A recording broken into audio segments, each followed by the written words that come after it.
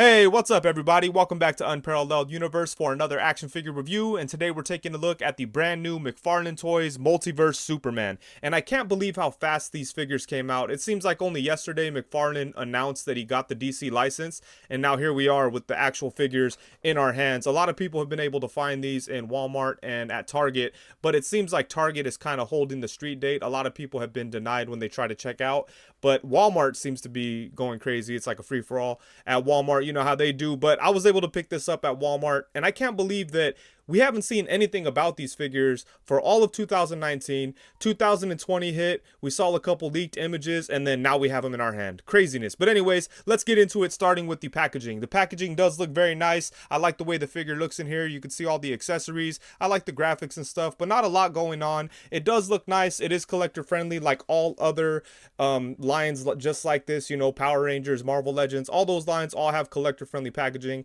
and so does this new McFarlane Toys DC line. And then on the back we get a look at the animated version of Superman, and then down here we get a look at comic book covers that inspired the other figures that came out in this wave. So that's kind of interesting. I would think that they'd put the actual figures there, but I guess not. So it is what it is. On this side it says Superman the animated series, and that's about it. Let's open this up and take a look. Okay, so here we have Superman right out of the box, and my first impression of this figure is that I actually like it a lot, and to be honest with you, I like it quite a bit more than I was expecting to. There are a couple of things that jump out to me as flaws right away, like the legs. They are too skinny, and as you can see, mine look like they're starting to get bowed, probably because the weight of the upper body. And you know, obviously he's based on the animated Superman, so I get what they were going for with the exaggerated proportions and everything, and I'm all for that, but I think they went a little too skinny on the legs. And if you go back and look at like clips from the animated Superman show, his legs weren't that skinny. I kind of feel like they were going off of memory or going off the idea of animated Superman. So yeah, I think the legs should be a little bit thicker. Aside from that, there's not too many things that jump out to me as things that I dislike on this figure. I think the overall look is good. It captures the look of animated Superman, so that's really dope. I'm not a big fan of the ball joints on the wrists or on the ankles, especially on the ankles. They look really bad right here. They're way too big. I don't even know if they're too big, because if they're any smaller, it probably couldn't support the weight of the figure, but they don't look very good. So that's surprising. I know McFarlane Toys hasn't quite mastered the art of mixing in articulation with sculpt, so maybe they have a ways to go, but they definitely need to work on those ball joints and finding a way to make that look more seamless. But aside from that, the figure looks nice. You know, the head sculpt looks good. It definitely looks like animated Superman.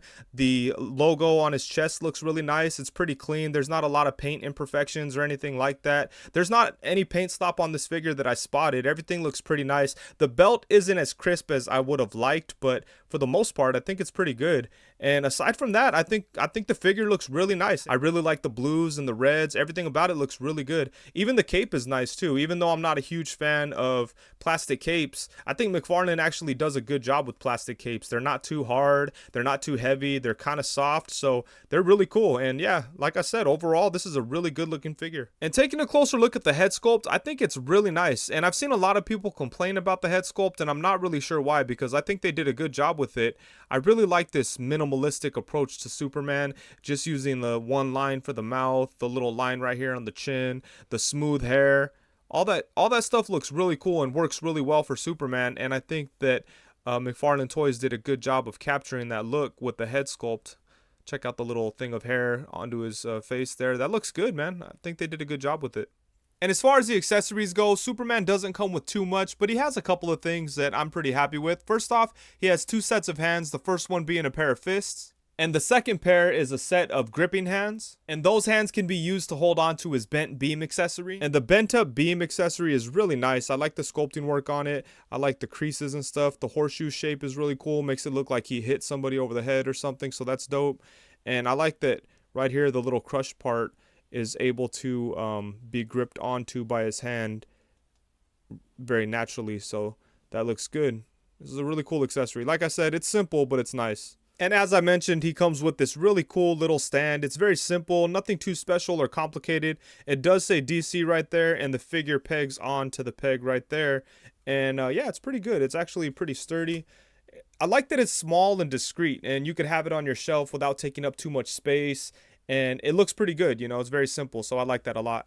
And then he also comes with a trading card, which I think is pretty cool because back when I was a kid in the 90s, trading cards were like a big thing. And that's where I actually got like a lot of my information about comic book characters aside from the comics themselves. So I think that's really cool that they included this. And obviously, everybody knows who Superman is. So the bio on the back doesn't really do much for anybody. But I do appreciate they included that because I assume that they're going to come out with characters that are less well known and people are going to want to know who they are. So now they have a little bio. They could look on the back, find out a little bit about the character.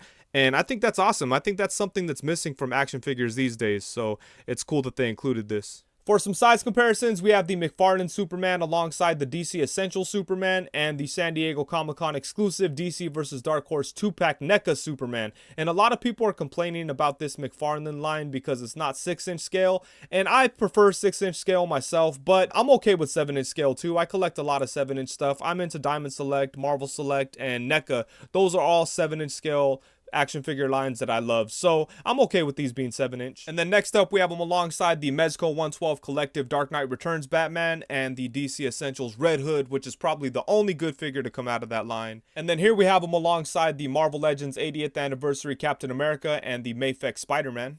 And then here we have Superman alongside the Marvel Select Ultron, which is one of my favorite figures. That thing is beautiful. It's so perfect. And then on the opposite side, we have the Marvel Select Thor, which is another Marvel Select figure that I love. And then here we have him alongside the Marvel Select Infinity War Iron Man and the Marvel Select Comic Book Captain America. And then here we have him alongside the Mezco 112 Collective Batman Beyond and the DC Icon Superman from DC Collectibles. And I miss DC Icons, man. That was a really cool line. And then here he is with Marvel Legends Pizza Spider-Man and Marvel Legends Bucky Cap. And for the final comparison, let's get him in here with some big guys. On the left, we have the DC Universe Swamp Thing, which was a Comic-Con exclusive years back. And then the Marvel Legends 80th Anniversary Hulk from the 2-pack that came with Wolverine. It's no secret that articulation isn't necessarily a strong point for McFarlane Toys, but we have to give credit where credit's due. In the last couple of years, they've done some amazing things with the Fortnite figures. The Mortal Kombat figures have really good articulation. The My Hero Academia stuff is really well articulated. So they're doing really good stuff. And even though it's not all perfect, they're definitely trying. So you got to give them some credit for that.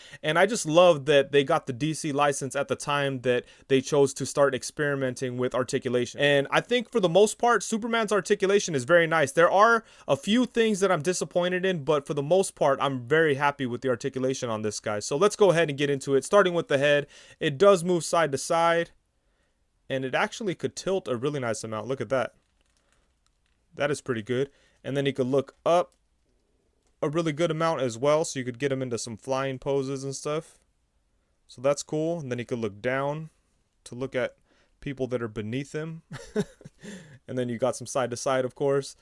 And then for the torso, that's where I got a little bit disappointed because he does have a mid-torso cut, but it doesn't go forward at all. So the 7-inch scale isn't the only thing they took from Marvel Select. They also decided to give Superman this fake torso crunch like Marvel Select is known to do. So that kind of sucks. It can tilt a little bit, so that's nice. And the torso cut kind of works with the waist cut to get you some tilt out of that. So that's nice. He can twist, and it could actually go back a pretty nice amount, but it just can't crunch forward. And that really, really sucks. So I'm probably going to pop this apart and see what's going on in there, see if I can increase it a little bit. But I really wish that went forward. And that's pretty much the only complaint I have about the articulation in general, that torso joint. I really wish that worked better. And then onto the arms here. The arms are really nice. It has like a Mayfix style shoulder.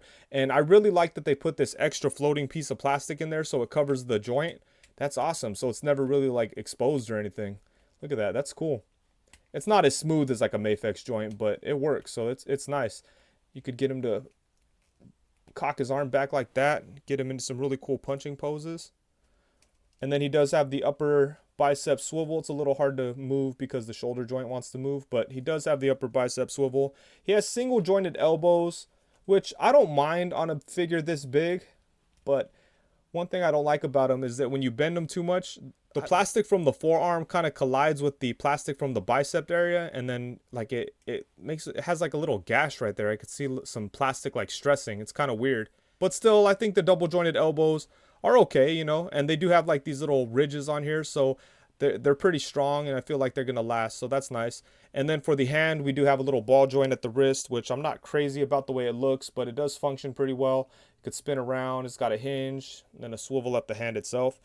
And then the hips are pretty nice, only because, I mean, you know, they move like regular hips, but I love the fact that they're covered. You can't see the joint or anything, so that's really dope. And you could bring them out forward to about right there. You could bring them back to right there. You could bring them out to the side. And he does have an upper thigh swivel, but it just kind of swivels at the ball joint, so you don't get too much movement, but I mean, it's okay. It works out. He does have double jointed knees, which are good. And again, they have those weird like ridges, so you know it's gonna last. It's not gonna get loose on you. That's dope. And then at the foot, we do have that ball joint at the ankle. And again, I'm not a big fan of it, but at least it gets a lot of movement. It could rotate all the way around. You could bring his feet forward like that, up like that, and then you kind of have like a swivel at the foot itself. And then we have toe articulation, so that's good.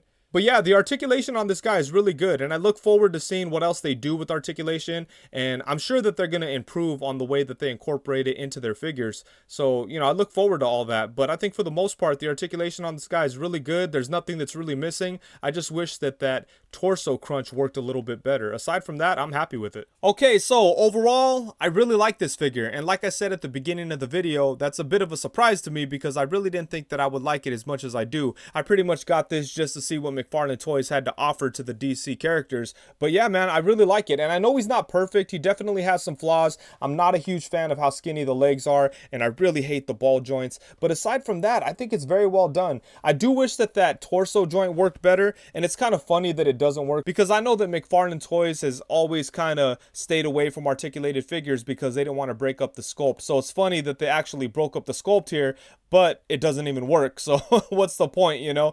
But at least this way I could pop this open and try to modify it. I'm sure it won't be too hard. But yeah, man, this is a really good figure. It's very simple, and I think it's worth the 20 bucks. These guys are pretty inexpensive, so I think it's a pretty good buy. It's a good value. I do wish that he had a couple more accessories, like maybe some open hands or maybe like an alternate head or something, but you know, like I said, it's a $20 figure. He came with some extra hands, a weapon, a stand, a trading card, a couple of cool things. So I'm not really too upset about the accessories, but you know, more is always better. So an extra head would have been nice. But yeah, I think overall, I'm really happy with this figure. And I think that McFarlane Toys is off to a good start with the DC stuff. I'm really looking forward to seeing what else they do. I'm looking forward to seeing their improvements on articulation. I think they're just going to keep getting better and better.